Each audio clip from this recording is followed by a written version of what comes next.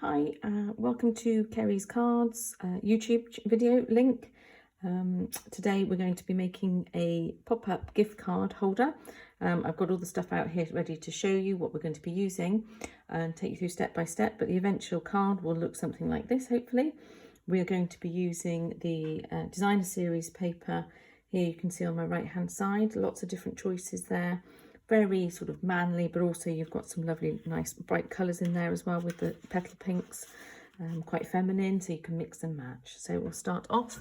First things we need today are our trimmer, as always, some nice sharp scissors, and I've popped down the side there for you the sizes again, so you can pause at any time if you get stuck or if I'm going too fast for you. We are going to start with the base card today is in crumb cake, and I had a piece of A4, so normally that size. I've already pre-cut it, and normally when we do cards we do them so that they open up that way, but today's card is going to open up that way. So slightly different way of cutting it. So we've got to go a lot the length of the card. So we need our length of the card to be 4 inches wide, and we're going to fold it in half,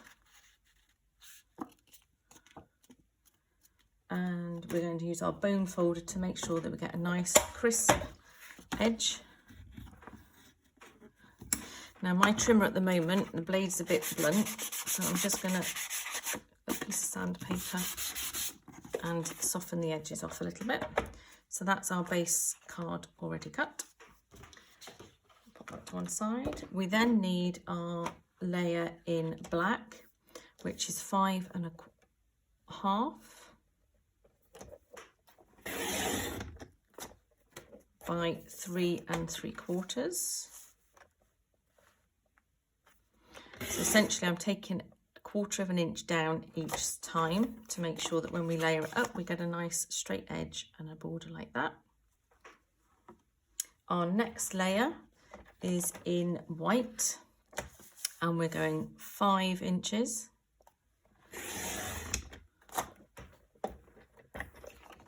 by 3 1/4, because I want a thicker black edge round for this one. Okay, from there I want a piece of designer series paper.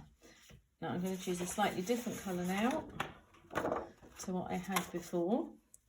I'm going to use this one, so two-sided, so we can choose which one we want, but for my middle piece I'm going to use 4 inches by 2 1/2. So I'm going to cut 4 inches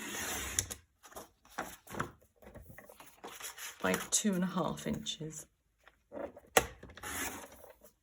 And build it up. I tend to build it as we go, so we can see that that's what it's going to look like. You could choose to use the other side if you wanted. It's entirely up to you. I'm going to go with that one. Now, that's all our layers cut for the outside. Just put that to one side. Then we need to work on our section in the middle. So to make our 2 pop-up centre bit in the middle, we have 2 pieces of 4 by 3 inches. So to do that, I pull out, go to 8 inches and cut, and turn it round, and I want 3 inches wide, and then cut that one back again at 4 inches. So they're my 2 by 4 inches. They don't look much, do they? But they will make a lovely little pop-up area in a minute. Then either use your trimmer or your scoring board if you have one. And what we'll do here is we're going to score each piece at 3/4, 1 3/4, 2 1/2, and 3 1/2 on the longer edge. So we're doing this on the 4-inch section. So we'll do it again, 3/4, 1 3/4,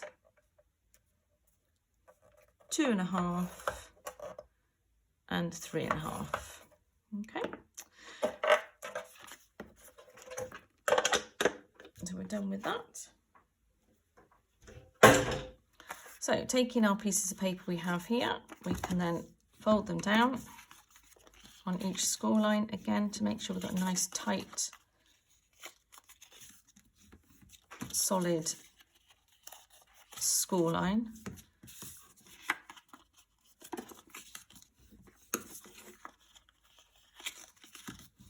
So I've chosen to use the Hessian side looking, so I'm going to make sure that that's the way I'm folding my boxes over, so that it'll match the front. So we take our Tombow glue and we just put a little bit of Tombow across the shortest edge there, and that will fold over to make, what we're doing is two, not cubes, but rectangles.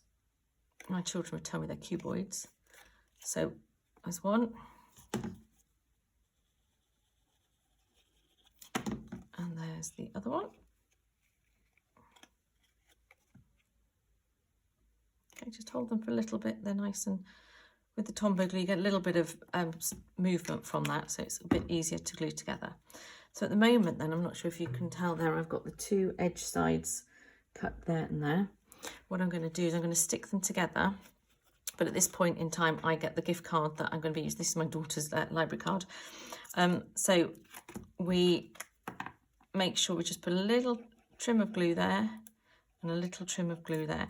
Now what you could do, if you prefer, you could use tape and put 2 strips of tape there, but whatever you do, you've got to make sure that your card will fit in the gap, and then just hold them together like that until they're glued. It shouldn't take too long. If you want to double check that your card fits in, and then hold it together at the same time, and that will just make sure that you've got a nice secure solid grip and that your card will actually fit in, and the money that you might want to put in there, because you could put money instead of a card, that will fit together too. I'm just going to pop those to one side now while they dry off, and we'll get the rest of the card built together. So we'll get our bits that we just pre-done. You can see all my rough edges there, so it's not great at the moment, but let's get rid of the sanding up block just to tidy up the edges a little bit. The other option you've got is you could go completely rough if you wanted to, and rough them up and make them look more rough. I'll show you that technique another time. Okay, so I'm happy with those.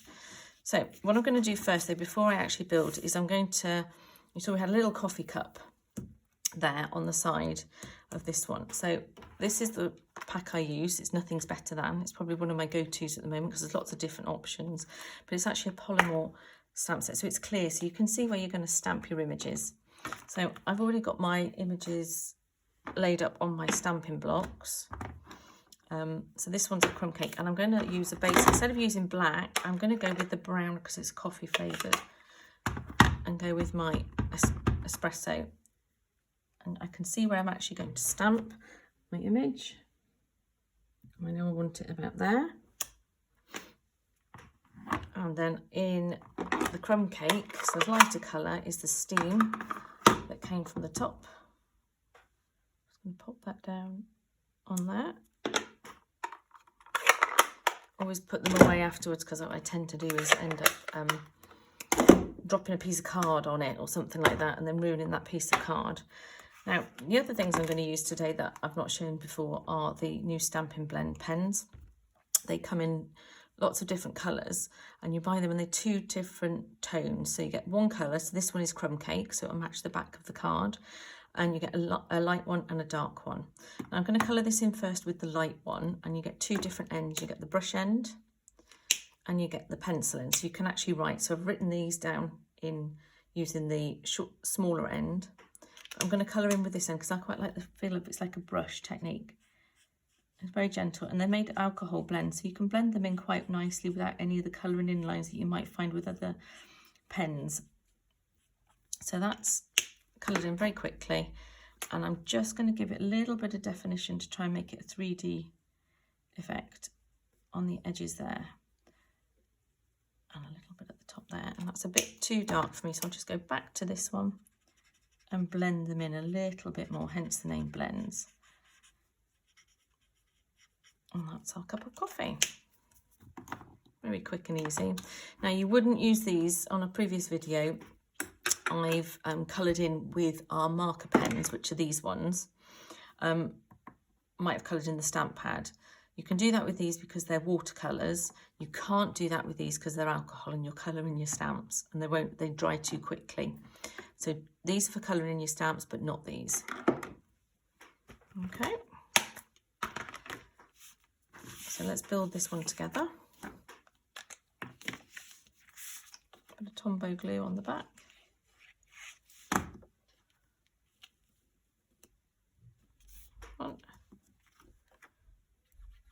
And you will note as well, as I've turned it over, because of the alcohol, it actually goes through. So you need to make sure that you use some nice solid card, or that if you're colouring in with them, that you don't colour in with anything underneath, that you don't mind getting that bit of the image on. And I'm going to take my strip of designer series paper for the front. Seems sinful, doesn't it, putting that colour on the back, but hiding it. Okay, put it down a bit. Okay. There we are. So that's the front bit built. I'm also going to make a quick, so let's little description there for you as well, like we did on that. So I want some crumb cake card, which is over here. Let's pop that to one side. I just want to show you how quick and easy it is as well, because they're polymorph stamps. You can see where the where you're printing your image. So I know I want to have the word coffee.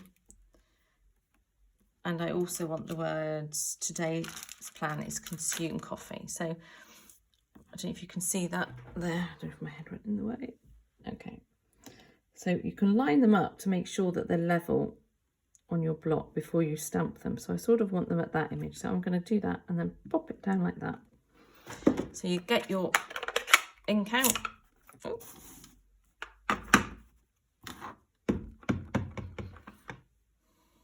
Ink it up and then stamp the image where you want it. Pop that one away. Then we made this into a little bit of an arrow on, so I'm just going to take my trimmer, roll it down there a little bit. Pop this one here. You don't have to be too specific with the size on this one, it's just so it feels and looks okay. Take your little paper snips, and you'll notice I had a little triangle there. There's two ways, several ways of doing it, but essentially if you try and cut down the middle as easy as possible, and then just cut up to the middle from one corner to the other and cut to where the end point is there, and that will give you just a nice little card there. I'm going to use some 3-dimensionals just to lift it up.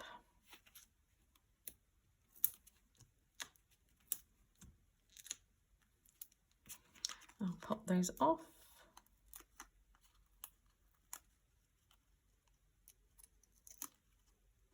Okay. And then I think that looks good there. Let's pop that on my card there. Right, let's turn to the inside now. So we've got our bits that we made with our card that slots in the middle. And to be able to pop those in, open up the card. Oh, we haven't got the white bit in the middle. We need the white inside bit as well to finish it off. So let's get this back on. So our inside bit needs a little white insert there, which again is going to be 5.5 by 4 3/4. So again, remember, I've gone 1/4 of an inch in from the base layer card, so it gives us a nice, get my glue.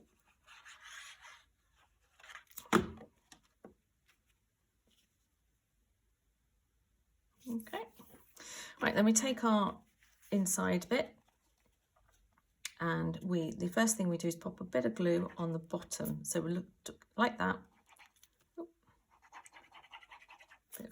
Then you need to make sure you line it up with the back of the card, but center it into the middle. So I tend to lift that up and push that in there. Hold it in place for a little bit. Oh, moved. Hold it in place for a little bit. You see?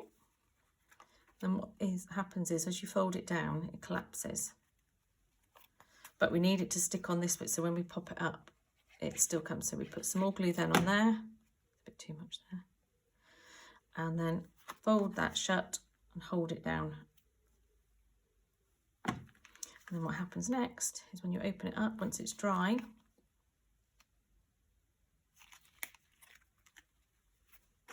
now we should then be able to pop in our little gift card.